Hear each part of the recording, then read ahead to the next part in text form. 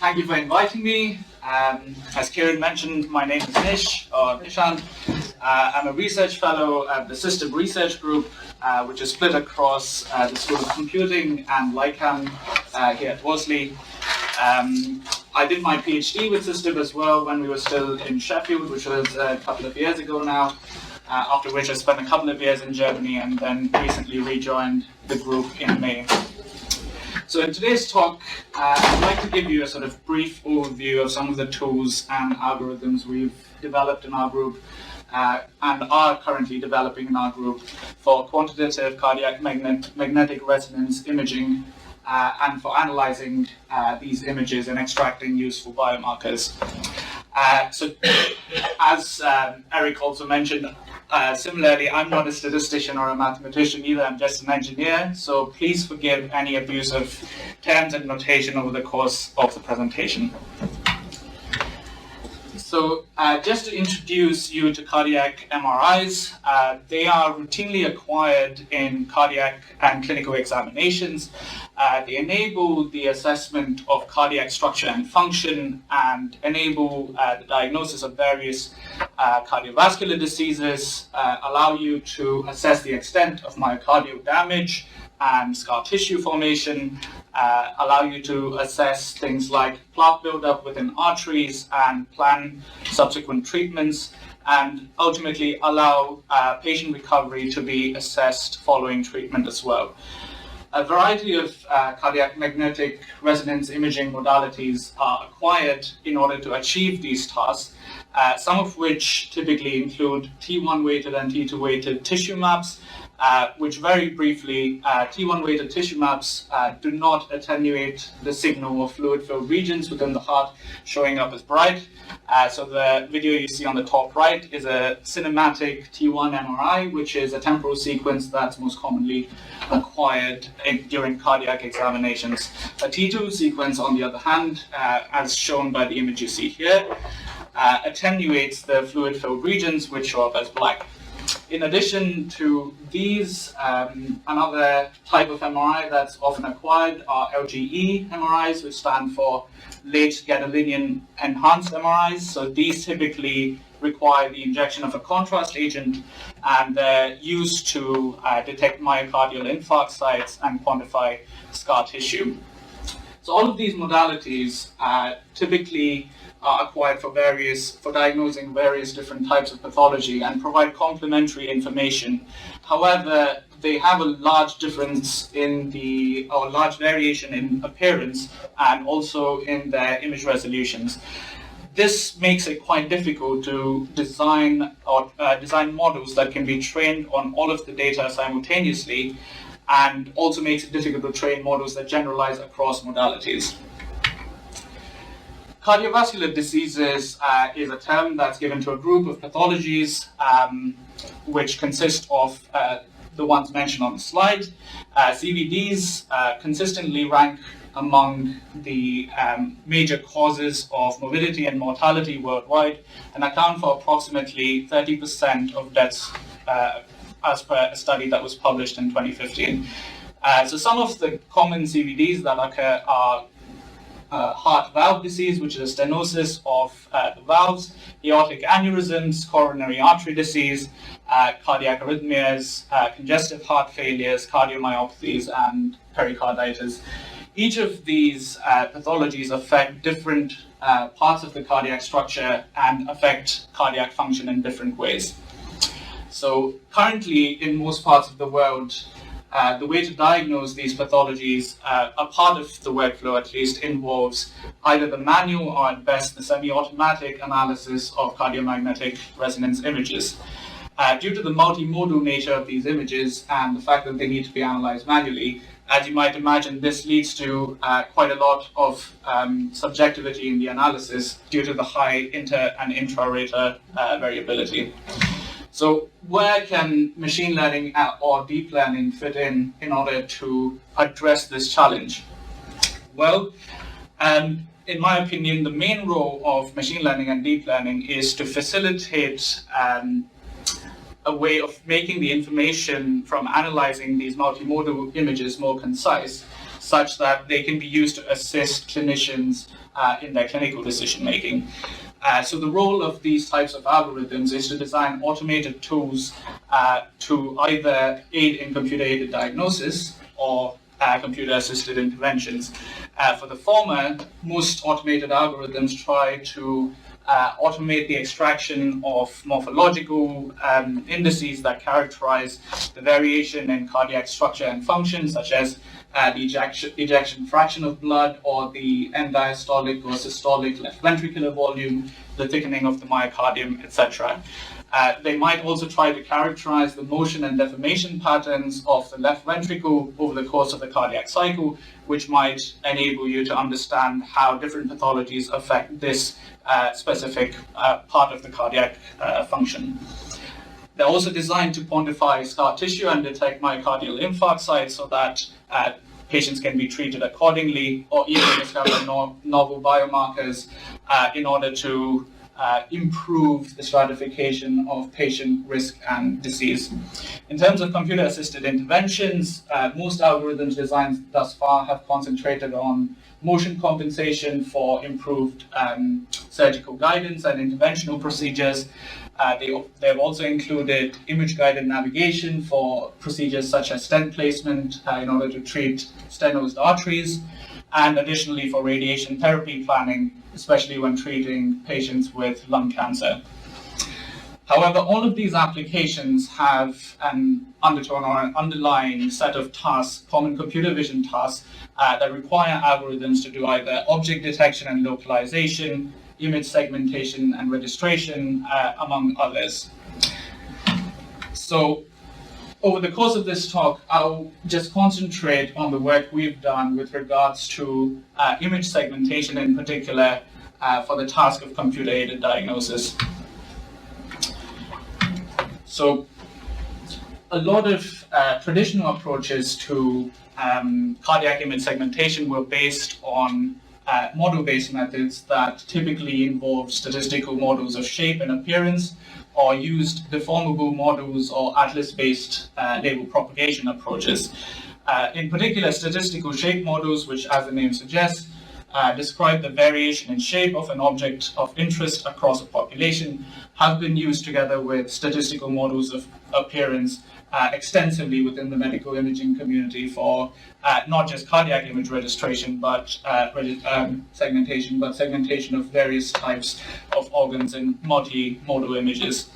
The most common form of SSMs that have been used are terminus point distribution models, where essentially the object is parameterized or discretized as a collection of points that describe the object boundaries.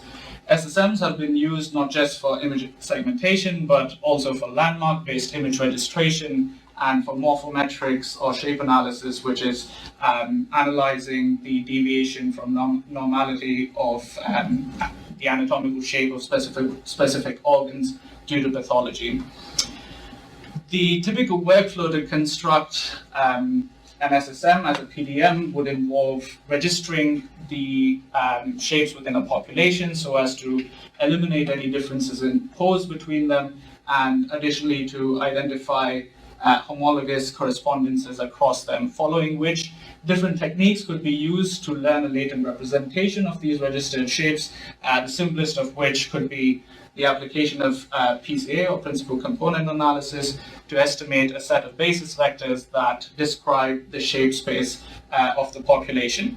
These basis vectors also describe the variation of shape across the population, and together with the mean shape can be used to reconstruct the shapes that were in the original population or new ones using a reduced set of parameters.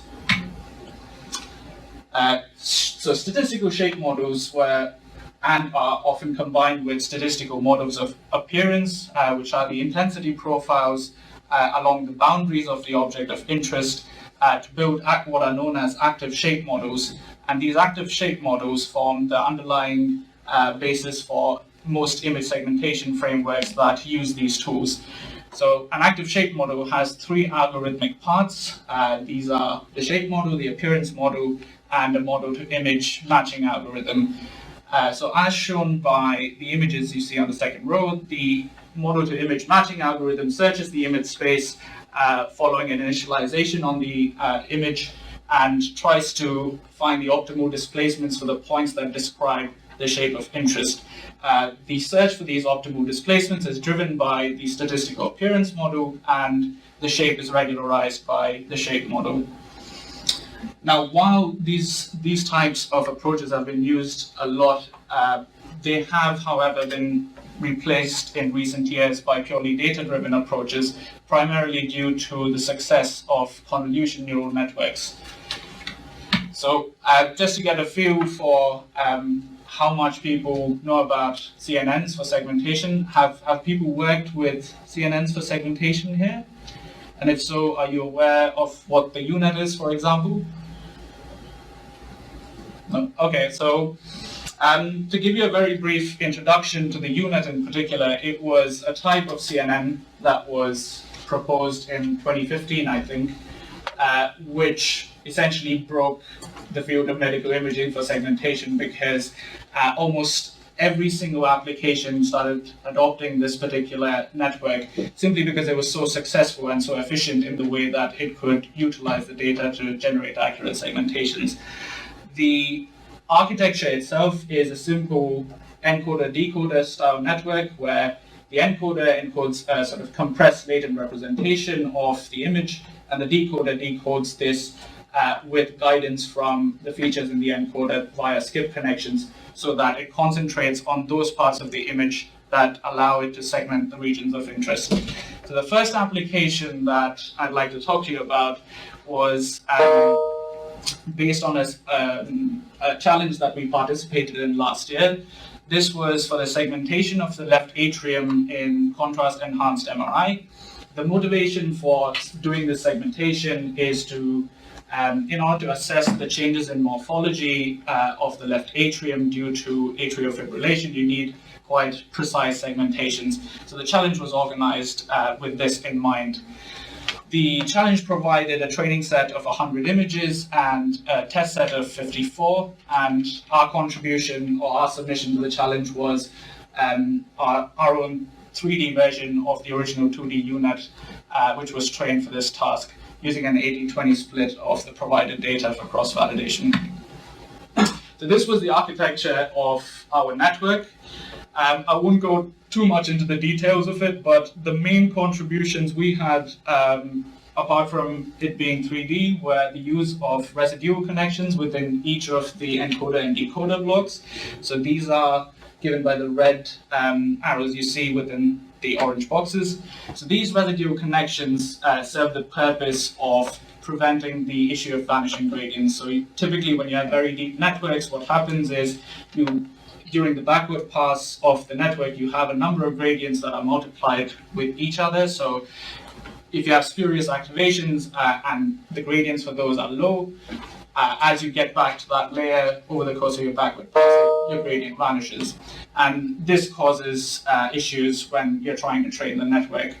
The second contribution we had was the incorporation of these dilated convolutions in the lowest part of the network.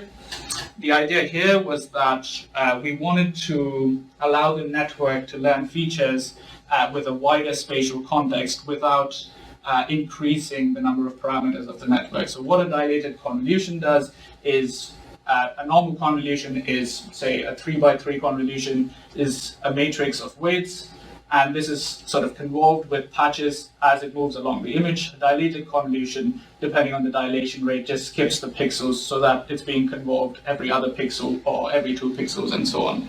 And this gives a greater spatial context for, or increases the receptive field size of the network, thereby enabling a sort of more global context for the features that are learned.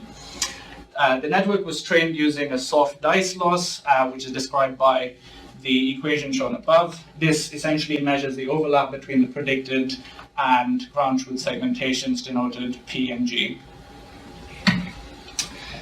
To summarize what we found, these surface measures, I think, are a nice way of visualizing the advantage of our network. where you see that the original 3D UNet, in certain cases, because it lacks that greater spatial context, is unable to recognize that the left atrium is actually one full connected component and estimates multiple disjointed components. And although ours is definitely not perfect, it's a little bit more successful in this regard. For now, I've omitted the quantitative metrics from this presentation, but if any of you are interested, please refer to the paper at the bottom.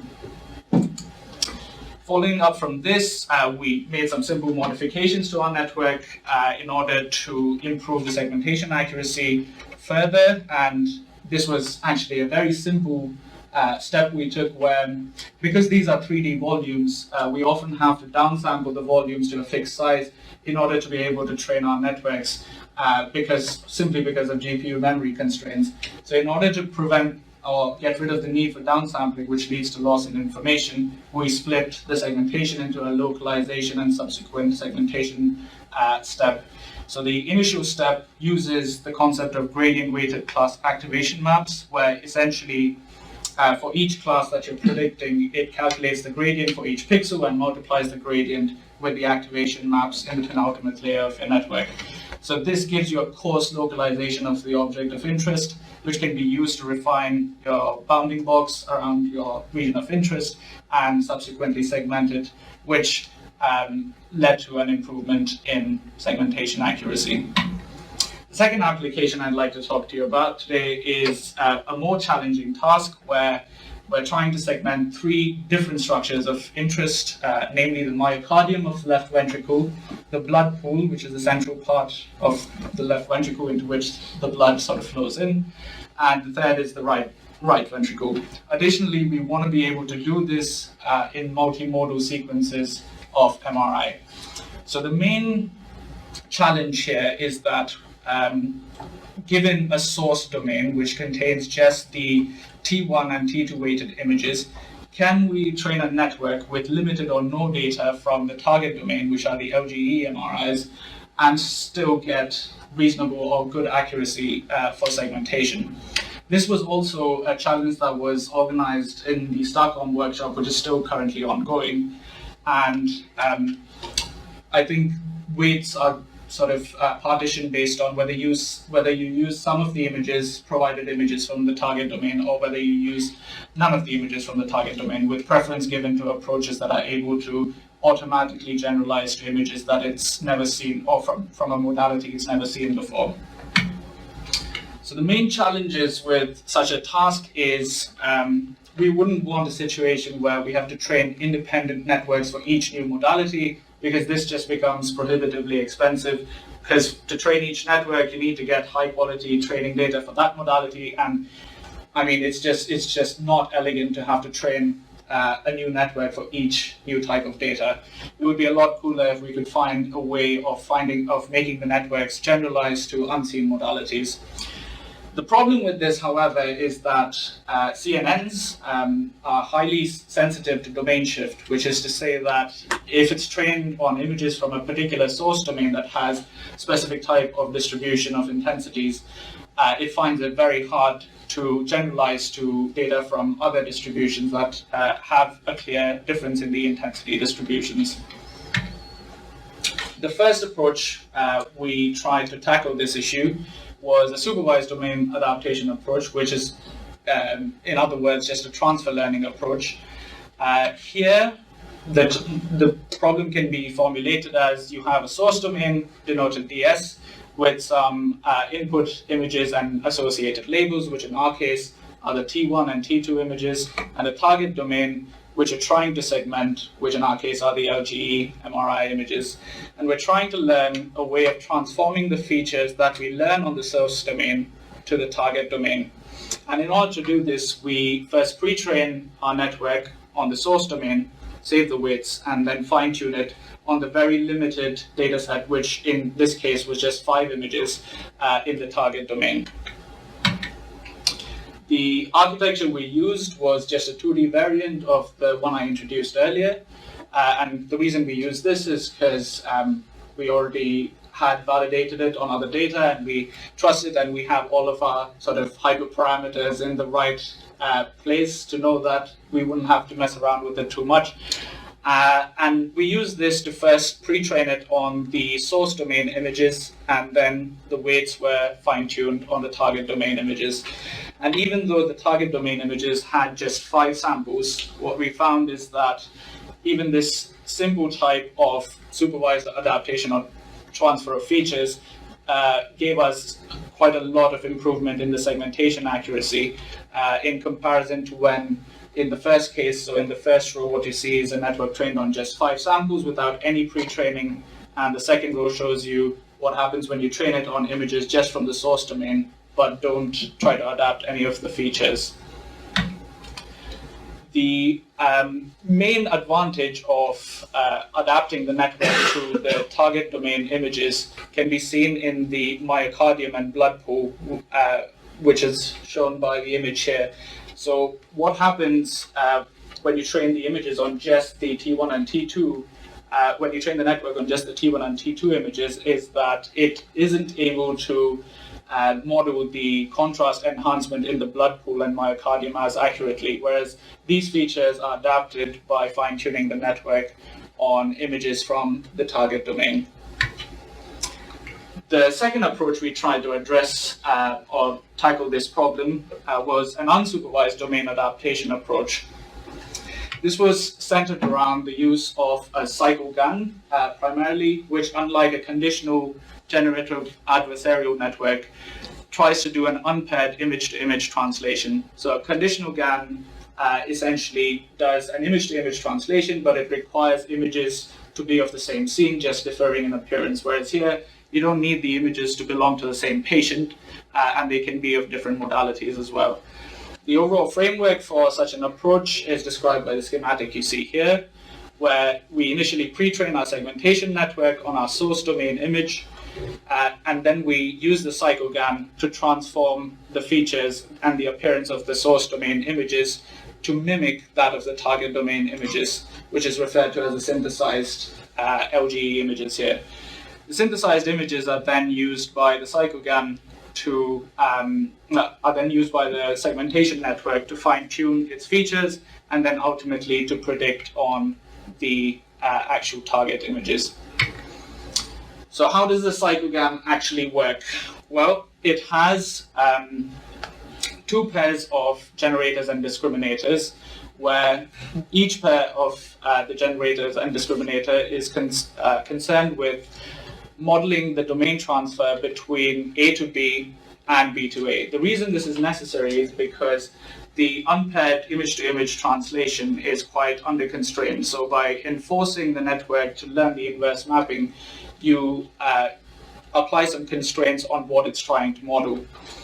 So the Cycle-GAN effectively has an adversarial loss that is between each pair of generator and discriminator. So GAB and DB, for example, are concerned with just doing the domain transfer between the T1 and LGE, whereas GBA and DA are concerned with the inverse mapping of trying to transform the LGE image appearance to the T1 image.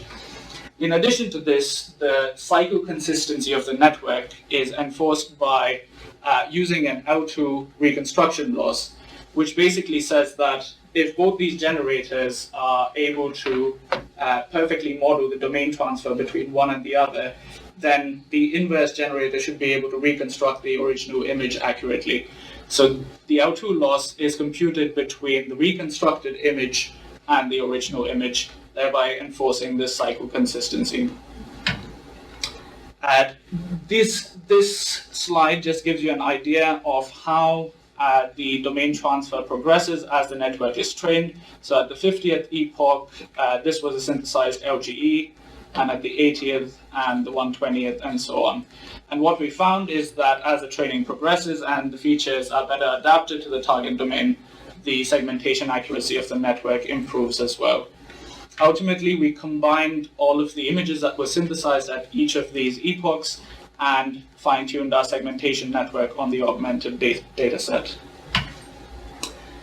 Very quickly, the main outcome of these set of experiments was that we found that the unsupervised network was comparable in most experiments to the supervised adaptation approach. There was significant improvement in the RV segmentation accuracy, and while the blood pool of the LV was comparable, the myocardium was less accurate. The reason for this could be that the scar tissue that's found within the myocardium has a distinctly different appearance due to the contrast enhancement, which isn't captured very well by the unsupervised domain transfer approach. This could be because the myocardium is a really thin structure, and because we're trying to sort of transfer the appearance of the entire image, and we don't have any guiding mechanism to force the Cycle-GAN to concentrate on just the myocardium, a lot of what it learns is attributed to reconstructing the appearance of possibly irrelevant material accurately. So this could be addressed by changing the network to be more task-driven. And we can make it more task-driven by incorporating the segmentation network within the loop of the Cycle-GAN, so that it's only trying to model the features that are pertinent to the regions that we want to segment, rather than all the structures that are around the heart, which it's now trying to recreate well. And the final application that I'd like to talk to you about today is on cardiac DTI analysis, which is a little bit of a change of pace from what I've discussed so far. I promise you there's no deep learning in this. So the main aim of this study was to build a cardiac DTI atlas from healthy patients. So DTIs are a type of MRI, or I should say, are a mathematical interpretation of diffusion-weighted MRI signals. Diffusion-weighted MRI images are acquired by applying magnetic gradients along specific directions, such that they're sensitive to the diffusion of water locally. DTI assumes that the intravoxel diffusion of water is Gaussian and fits a Gaussian to the diffusion-weighted MRI signals that are acquired. The estimated covariance matrix is considered a diffusion tensor, which can be used to extract scalar measures of anisotropy such as FA or fractional anisotropy and mean diffusivity using just a combination of the estimated eigenvalues. While DTI is quite highly developed for the brain, it's still very much in its infancy for human cardiac applications. So as I said, the aim of this project, which is still currently ongoing, is to build a statistical atlas that describes healthy cardiac DTI across population. The main challenges with building such an atlas are that the position of the apical, basal, and middle slices in the acquired DTIs don't actually represent the same anatomical position. So in order to conduct any statistical analysis of how this might vary across patient populations, we need to have a common domain onto which all of these samples can be registered, and then this common domain or atlas can be used to conduct any kind of statistical analyses that assess the variation in DTI-derived quantities. This can be done in a few ways, one of which is co-registering the DTI samples themselves. However, because cardiac DTIs have extremely sparse slices and very anisotropic voxels, image registration approaches often fail in getting accurate registration. So in order to address this issue, we use an atlas-based approach where we have a central atlas defined by a tetrahedral mesh, and we designed a probabilistic registration approach using a hybrid mixture model and the expectation maximization algorithm to register this mesh to each of the samples and jointly cluster the DTI-derived quantities. This primarily consisted of the primary eigenvector that was extracted from the diffusion tensor, which tells you about the primary direction of diffusion at each voxel. So our HDMM approach combines three distinct types of distributions to model three distinct types of data. We consider three different types of data because we have the spatial positions of the voxels and their associated primary eigenvectors, but we also found that we need to incorporate some additional information that tells us where the the epicardial wall and the endocardial wall are. And this was done by incorporating surface normals that define these two walls of the left ventricle. Combining these three types of data for each sample led us to a representation that was a 9D hybrid point set, which was each of the samples that we used for this analysis.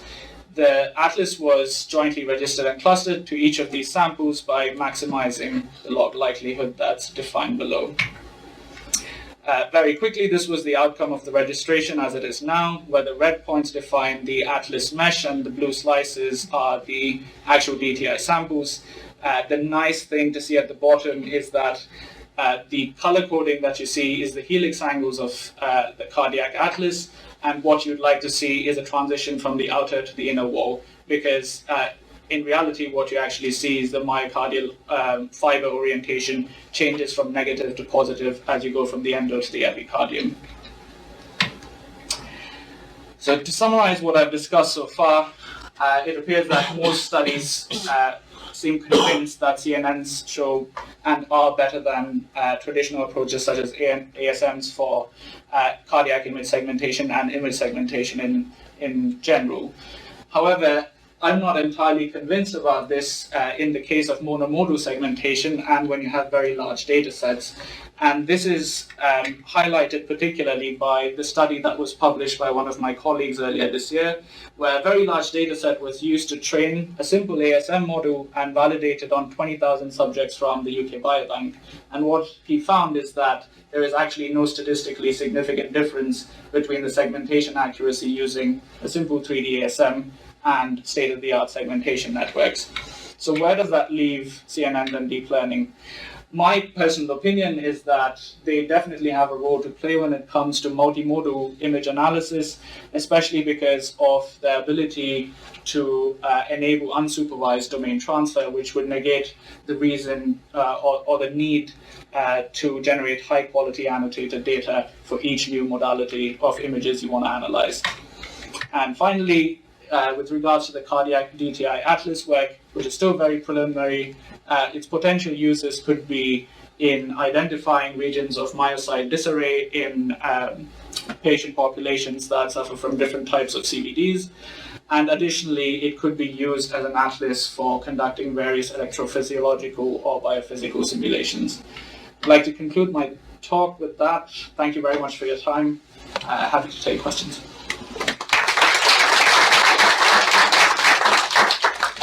So it's 10 minutes for questions. I'll let you take the floor if you want. Any questions? Was it just too much information and not conveyed very well? Can I ask a quick one? Because well, I think it's here. Do you know the transfer learning? I'm just putting some notes down for myself here. The transfer learning problem. I think it was number 2 or whatever. Yeah. And you were saying that you used some of the basically had pre-tuned a lot of the hyperparameters in there because you know it worked. Mm-hmm. What do you think about the idea that technically you've done 2 transfers then because you've learned from here and you're assuming those hyperparameters that you tuned are good for this problem? Yeah, good question. Absolutely. What we found actually is that as long as you're dealing with the same modality of images and dealing with the same sort of semantic segmentation task, the network is not that sensitive to the hyperparameters. But you're absolutely right in that if I was trying to apply the same network to, say, vertebral segmentation in VFA images or something like that, they would have to be tuned again, which is why it also becomes extremely important to conduct cross-validation tests and then have an independent held-out test set, because you need to tune your hyperparameters based on your validation set and then ensure that it actually generalizes to your independent held-out test set.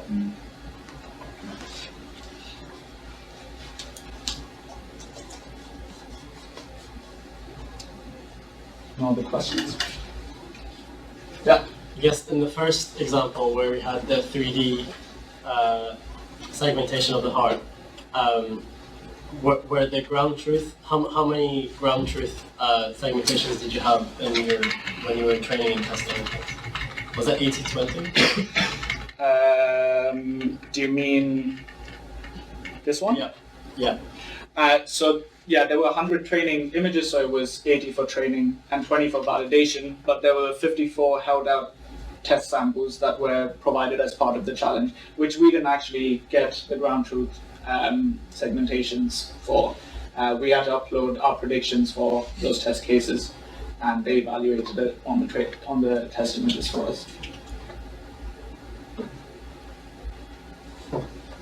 Yeah. Can I ask a very general question? So, Yeah. How close are you, is this to actually treating patients? Do clinicians use this? Well, so definitely the unsupervised domain transfer stuff that I presented right at the end is very far from actual clinical translation. But the 3D ASM work, so the paper that I showed you right at the end that was recently published, there's currently a project underway where we are actively working with LTHD to do a sort of prototype study into analyzing real patients' images within Leeds teaching hospitals.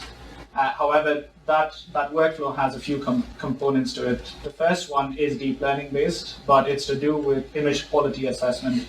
So it's to identify those images that have clear motion, artifacts, and noise and remove them from the analysis, or provide a sort of feedback loop to the clinician to say this needs to be re-examined. And the second step is the statistical shape and appearance model-based segmentation approach, which is being used to extract quantitative metrics and relay it in the form of a report to clinicians.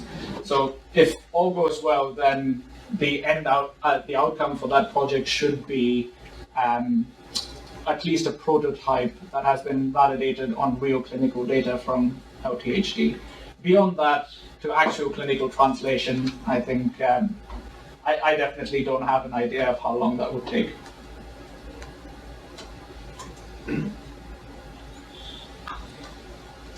What kind of clinical input are you having in the projects that you're working on? Like, are the clinicians expressing interest, or is this a pure technology push kind of thing? Well, so a lot of the deep learning stuff is more technology push, I would say. It's, as of now at least. But with some of the more thoroughly validated tools that we have, such as those based on image registration or shape-based image registration for motion compensation and segmentation, those are being backed quite heavily, at least by the cardiologists at LGE-MRI.